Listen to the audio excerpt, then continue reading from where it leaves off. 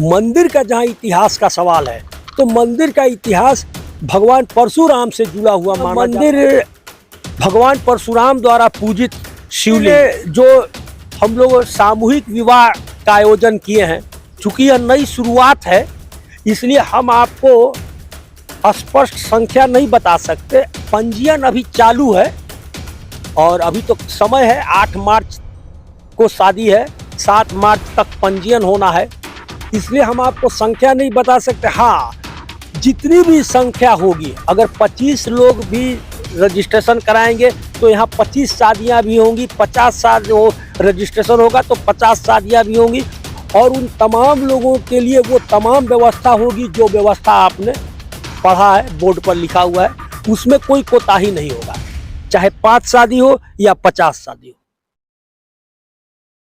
नमस्कार, आप देख रहे हैं सासाराम ब्यूटीफुल चैनल और मैं आपके साथ आसिफ। अभी हम इस समय सासाराम के NH2 हाईवे के पास पहुंचे हुए। आप मेरे पीछे देख सकते हैं, ये पहाड़ का बहुत ही मनोरम दृश्य है और बगल में इधर लेफ्ट साइड में हमारे माँ ताराचंडी धाम का मंदिर है। और जहां हम पहुंचे हुए हैं, मैं आपको बता दूं कि एक बहुत ही प्राचीन मंदिर है। मेरे पीछे आपको नजर आ रहा होगा श्री बुढ़वा महादेव प्राचीन सोनवागढ़ शिव मंदिर। जी हाँ, इस मंदिर को हम दिखाने आए हैं क्योंकि ये मंदिर भी बहुत, इसका इतिहास है बहुत पुराना, इसका इतिहास है बहुत पुराना, ये प्राचीन मंदिर है। और खास बात, हम यहाँ पर मेरे आने की वजह है, हमारी टीम यहाँ पहुंची है क्योंकि हमें पता चला है कि यहाँ पर जो इस मंदिर को संचालन करने वाली समिति है उसके तरफ से महाशिवरात्रि के उपलक्ष्य में एक बहुत ही खास इंतजाम किया जा रहा है। जी हाँ, जो भी गरीब घराने के जो परिवार के लड़कियां हैं जिनकी शादी होने वाली है, अगर महाशिवरात्रि के दिन वो शादी करना चाहते हैं, उनका शादी होने वाली है, तो यहाँ पर इस मंदिर के प्रांगण में अगर आप आ जाते हैं और मंदिर के प्रांगण में जब आप आएंगे तो यहाँ पर आपको शादी का A to Z खर्चा इस मंदिर में जो कार्यरत समिति है उसके तरफ से किया जाएगा। जी हाँ, हम समिति के लोगों से भी बात करेंगे और पूरा डिटेल आपको जब हम अंदर चलेंगे तब आपको पता चलेगा। तो आइए हम आपको लेकर अंदर चलते हैं। फिर एक बार मैं बता दूं, देखिए आप हाईवे पर जैसे माँ ताराचंडी धाम मंदिर से आगे बढ़ेंगे तो ये एक आपको बोर्ड दिख रहा है, ये बोर्ड है और इधर अंदर में जाने का रास्ता है। यहाँ पर ये इलाका काफी डेवलप हो गया है और देख सकते हैं आप, रोड वगैरह बन गया है। पहले इधर जो मंदिर था अंदर में काफी डेवलप काम वगैरह नहीं हुआ था, लेकिन अब ये पूरी तरीके से डेवलप हो गया है। यहाँ पर हर रोज कई गाड़ियां आती है, लोग जाते हुए रुकते हैं, यहाँ पर स्नान करना हो, खाना पीना, जो भी चीजें, सारा व्यवस्था जो है तो यहाँ पर समिति की तरफ से किया जाता है।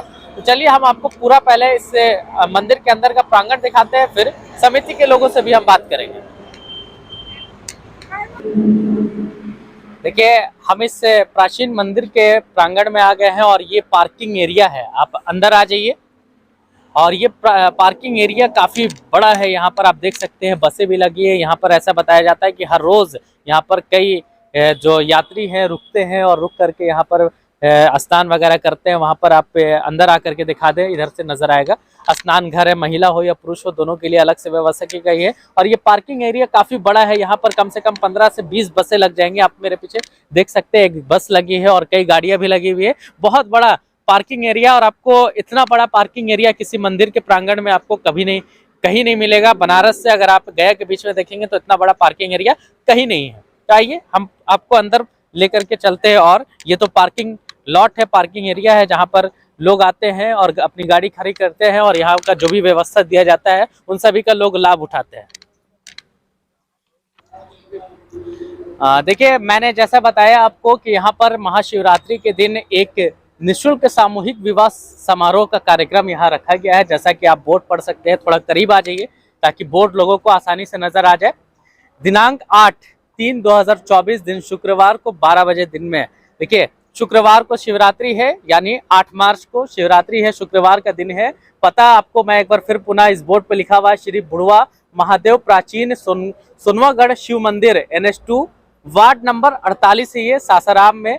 यहाँ पर सारी चीजें संपन्न होगी और क्या क्या चीज व्यवस्था दी जाएगी ये आप पढ़िए। यहाँ पर उपहार स्वरूप वर वधु को एक सेट वस्त्र, चांदी का सिकड़ी और मंगलसूत्र, साथ में वर वधु के माता पिता को अंग वस्त्र से सम्मानित भी किया जाएगा। बाराती, घराती एवं आम लोगों के लिए भोजन की व्यवस्था, विवाह संत महात्माओं के द्वारा संपन्न होगा, निशुल्क रजिस्ट्रेशन की व्यवस्था है। जी हाँ, जो भी चीज मैंने पढ़ा, यहाँ पर अगर शादी होती है किसी भी लड़की की तो उसके घर वाले हो या फिर ससुराल वाले हो, बाराती हो, उनकी सारी व्यवस्था, खाने से लेकर के हर एक चीज की व्यवस्था इस मंदिर को संचालन करने वाली जो समिति है, श्री बुढ़वा महादेव सेवा समिति प्राचीन सोनवागढ़, इन लोगों के द्वारा की जा रही है। तो हम अंदर आपको वो पूरा इलाका दिखाएंगे, वो पूरा आपको दिखाएंगे, रूम वगैरह जहाँ पर रहने की व्यवस्था है, जहाँ पर खाना वगैरह सारा चलेगा, सब अंदर दिखाएंगे और समिति के लोगों से हम बात भी करेंगे अंदर। अभी हमारे साथ श्री श्री बुढ़वा महादेव प्राचीन सोनवागढ़ शिव मंदिर सेवा समिति के महामंत्री हैं। हम इनसे जानेंगे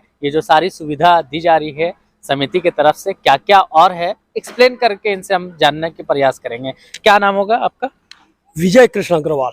ये जो सारी सुविधा दी जा रही है इसमें और क्या क्या है? बोर्ड पे मैंने पढ़ा है, और आप एक्सप्लेन करके इसको बता दें कैसे लोग आप तक पहुंचेंगे, ये सारी चीज। यहाँ पर चूंकि यह मंदिर NH2 पर अवस्थित है, वाराणसी और गया के बीचों बीच है, 5 एकड़ से भी बड़ा हमारा परिसर है, जिसमें हजारों पेड़ लगे हुए, तो सब छायादार है। सालों भर जो यात्री यहाँ से गुजरते हैं, तीर्थयात्री पर्यटक गुजरते हैं, वो किसी भी धर्म संप्रदाय से जुड़े हों, उनके रहने ठहरने, भोजन बनाने, स्नान, तमाम चीज़ों की यहाँ व्यवस्था है जो सालों भर मिलती है। आप अभी भी देखेंगे कई गाड़ियाँ लगी हुई हैं, बस लगी है, छोटी गाड़ी लगी है, जो सब पर्यटक हैं, सब तीर्थयात्री हैं, वो कहीं से कहीं जा रहे हैं। तो यह तो सालों भर हो गया। इसके अलावा हम लोग यहाँ होम्योपैथ का एक मुफ्त चिकित्सालय चलाते रहे, लेकिन अब आप जैसा समझते हैं वहाँ पर पिछले 1.5 साल से मरीज आते ही नहीं है। हमारे 2 डॉक्टर आते थे, बैठ करके 4-4 घंटा चले जाते थे, एक भी मरीज नहीं आते थे। तो विगत 6 महीने से हम लोगों ने उसको बंद कर दिया है। इसके अलावा यहाँ रात्रि में कोई गुजर रहे हैं, उनको ठहरना है, उनके ठहरने की व्यवस्था, उनके लिए कंबल की व्यवस्था, उनके भोजन पानी बनाने की जो व्यवस्था है, स्नान की व्यवस्था, ये तमाम व्यवस्थाएं हैं।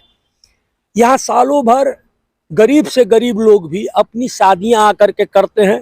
आज भी आपने देखा होगा कि एक आध शादी हो रही थी, रोज यहाँ शादियां होती रहती हैं, सालों भर शादियां होती हैं। हम लोगों ने यहाँ बगल में झूला लगवा दिया है बच्चों के लिए, और भी बच्चों के खेल कूद का साधन किया है। बहुत सारे हम लोगों ने वृक्ष लगाए हैं, फलदार वृक्ष भी हैं। अभी हम लोगों ने पिछले साल से शुरू किया, पिछले कई सालों से हम लोगों का सबसे बड़ा पर्व था, हम लोगों का सबसे बड़ा आयोजन था महाशिवरात्रि।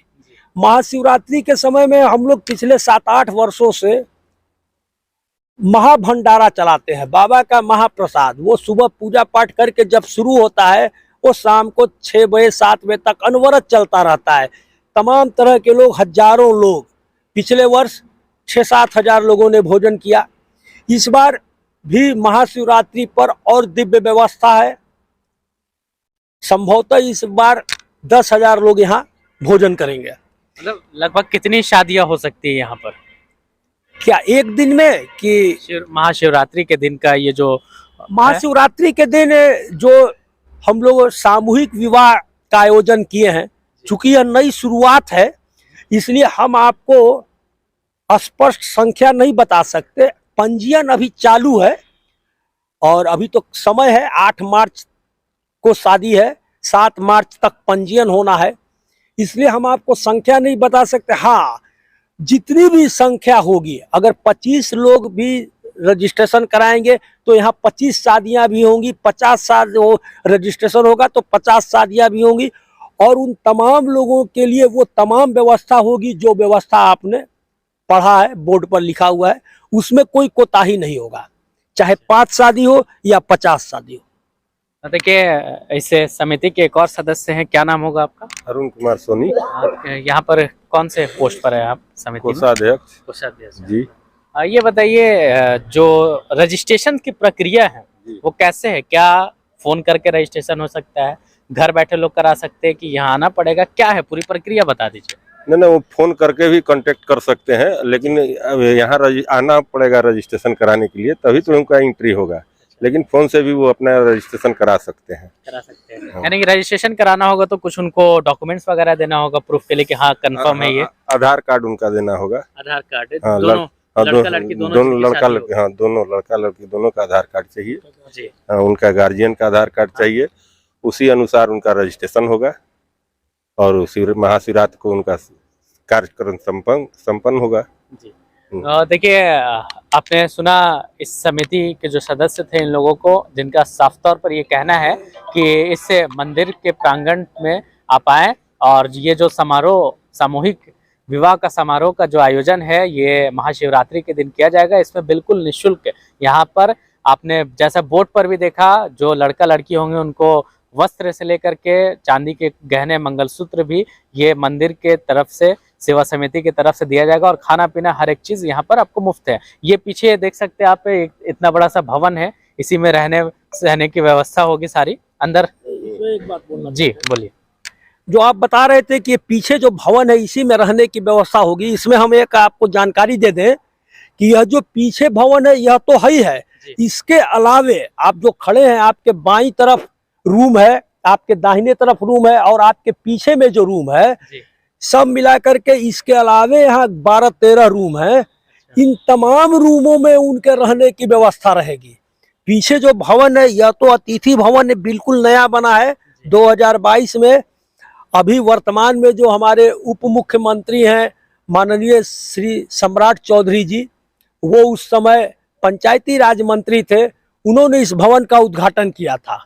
और एक बात और आपको बता दें कि यह जो पीछे भवन बना है, इस भवन को, इस मंदिर, हम लोगों ने इस मंदिर की व्यवस्था जब संभाली तो हम लोगों ने तय किया था कि इस मंदिर की व्यवस्था से जो लोग भी जुड़ेंगे, जो लोग भी इसके सदस्य होंगे, वो कम से कम इतना राशि 25,000 रुपए की राशि या तो यहाँ देंगे या यहाँ निर्माण कार्य में लगाएंगे। और आज भी हम लोग इस परंपरा का पालन करते हैं। इसी का परिणाम है आप जो देख रहे हैं पिछले 5 साल में यह विकास कार्य। अभी हमारे अध्यक्ष माननीय प्रेमचंद सिंह मेहता जी नहीं है, अभी तुरंत चले गए, उनको कुछ व्यक्तिगत काम था मीटिंग के बाद। वो समर्पित भाव से यहाँ लगे रहते हैं, 365 दिन इसके लिए समर्पित भाव से काम कर रहे हैं। और निश्चित रूप से पूरी समिति, सारे आजीवन सदस्यों का तो योगदान है ही है, लेकिन प्रेमचंद सिंह मेहता जी का अगर नाम नहीं लिया जाए तो यह बात पूरी नहीं होगी, इस मंदिर के विकास की कहानी अधूरी हो जाएगी। एक और बात हम आपको बताना चाहते हैं इस अवसर पर कि यहाँ से जो माजर कुंड जाने का रास्ता चढ़ता है, माजर कुंड जाने के लिए बहुत सारे यात्री बाहर से आते हैं। तो ऊपर में माजर कुंड में तो कहीं कोई रहने की व्यवस्था है नहीं, वो आए वहाँ झरना में, फॉल में, पर्यटन स्थल का आनंद लेने के बाद जब वापस जाने लगते हैं तो कई लोग हैं जो यहाँ रह जाते हैं, यहाँ विश्राम करते हैं। हम लोग उनको पूरी सुविधा इसकी प्रदान करते हैं। मतलब यहाँ पर बगल में पीछे माजर कुंड जाने वाला रास्ता है और कई ऐसे पर्यटक स्थल है रोहतास जिले में जो रोहतास की खूबसूरती में 4 चांद लगाता है। और जो बाहर से लोग आते हैं, जिनको इस मंदिर के बारे में पता है, वो यहाँ पर रुक जाते हैं, इस प्रांगण में रुक करके यहाँ की जितनी भी सेवा है उन सभी सेवाओं का लाभ लेते हैं। तो आपको मैं पीछे दिखा दूँ, पीछे बच्चों के खेलने के लिए झूला भी लगा हुआ है और वहाँ पर शेड भी लगा हुआ है। खाना वाना बनाना हो आपको तो उधर बना सकते हैं। ये पीछे बहुत बड़ा ग्राउंड है। आइए हम आपको पीछे भी एक बार पूरा दिखा देते हैं। ये मंदिर आप देख सकते हैं, कैमरामैन से बोलेंगे कि ये पूरा कैमरा घुमा कर दिखा दे। ये काफ़ी बड़ा प्रांगण है, यहाँ पर बच्चों के खेलने की भी व्यवस्था है, काफ़ी बड़ा ये फील्ड है। और पीछे में बच्चों के लिए झूला भी लगा हुआ है खेलने के लिए। और पीछे में ये जो शिव जी का ये मंदिर है, काफ़ी प्राचीन मंदिर है। हम इस मंदिर के इतिहास के भी बारे में जानना चाहेंगे कि आखिर इस मंदिर का क्या इतिहास है, ये कब से यहाँ पर है। हम आपसे जानना चाहेंगे, ये जो पीछे मंदिर दिख रहा है इसका इतिहास क्या है, ये कब से यहाँ पर है। जो लोग नहीं जानते हैं, जो जिनको जानकारी नहीं है, उनको पता चल जाए। मुझे भी इस बारे में जानकारी नहीं थी पूरी। जैसा कि आपने सुना होगा, आप जानते होंगे कि यह जो इलाका है जहां आप खड़े हैं, ये एक समय आज से हजारों वर्ष पूर्व ये बिल्कुल जंगल था, पहाड़ और जंगल। ये माना जाता है यह श्रुति है, यह प्रचलित है कि यह मंदिर भगवान परशुराम द्वारा पूजित शिवलिंग है। बहुत पहले, आज से 50 साल पहले, जब हम लोग एकदम छोटे छोटे थे, अपने पिताजी के साथ आया करते थे, उस समय यह मंदिर काफी जीर्ण शीर्ण अवस्था में, बिल्कुल एकदम पत्थर का बना हुआ छोटा सा खंडहर टाइप का था और चारों तरफ ऊंचा नीचा। अभी भी आप देखेंगे जहां हम खड़े हैं, हमारे पीछे ये 2 पत्थर के टुकड़े हैं, हम चाहेंगे कि आप बाद में उसको दिखलाएं। पूरे मंदिर उसी तरह से पत्थर पर नक्काशी करके बनी हुई थी। कालखंड में मंदिर अपभ्रंश होते रहे, देख रेख के अभाव में मंदिर ध्वस्त होता रहा। बाद के दिनों में यहाँ के एक जमींदार थे दुबे जी, उन्होंने अपनी कुछ जमीन यहाँ दान दी थी और इस मंदिर का विकास हुआ। इसके पूर्व बाद में फिर एक सासाराम शहर में बड़े फर्म थे, बड़े मानिंद लोग थे, बड़े धर्मानुरागी थे, उनका पत्थर मंदिर पर लगा हुआ है, हम चाहेंगे कि आप उसका कॉपी ले लें। उन्होंने इसका जीर्णोद्धार करवाया। उसके बाद यहाँ एक महंत थे, क्या नाम था महंत का, देखिए महंत जी, अब हमको नाम अभी नहीं विस्मृत हो रहा है, बहुत दुर्भाग्य की बात है। उन्होंने इस मंदिर, हाँ, लक्ष्मण दास जी, श्री लक्ष्मण दास जी थे। उन्होंने इस मंदिर के लिए आधुनिक युग में अगर कहा जाए बहुत काम किया और उन्हीं की देन थी कि यह मंदिर यहाँ तक बच करके आया। पिछले 5-6 साल से ही मात्र हम लोग सेवा दे रहे हैं, लेकिन इस हम लोगों के पहले महंत लक्ष्मण दास जी, उनके पहले सासाराम शहर में जो एक फर्म मैंने आपको बताया, वो पत्थर मैं आपको दिखलाता हूँ उनका लगा हुआ है, उन्होंने मंदिर के विकास में काम किया था।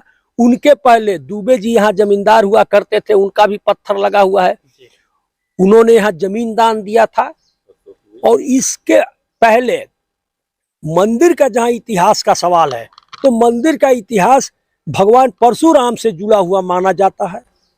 बाकी अनुसंधान का विषय है, आप भी इसमें अनुसंधान करें, हम लोग लगे हुए हैं। यानी लगभग ये 1000 साल पुराना मंदिर। निश्चित निश्चित, यह मंदिर 1000 नहीं, हजारों वर्ष पुराना है। आप इसके, जो मैंने आपको कहा, मैं आपको पीछे जो पत्थर चाहूंगा कि आप उसका फोटो ले लें, वो तो अभी जीर्ण शीर्ण, वैसे सैकड़ों हजारों पत्थर यहाँ दबे पड़े हुए हैं, अभी 2-3 पत्थर ही नजर आता है।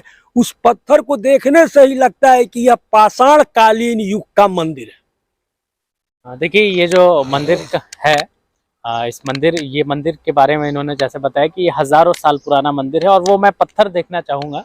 वो पत्थर कहाँ पर है? अच्छा जी,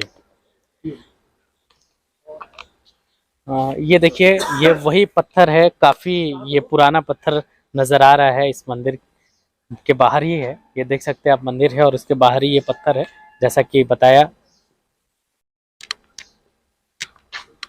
और देखिए ये एक और पत्थर है यहाँ पर, काफी पुराना पत्थर देख सकते हैं आप, पत्थर पर नक्काशी किया हुआ है। इस तरीके का कितना पत्थर दबा हुआ है अभी? हजारों।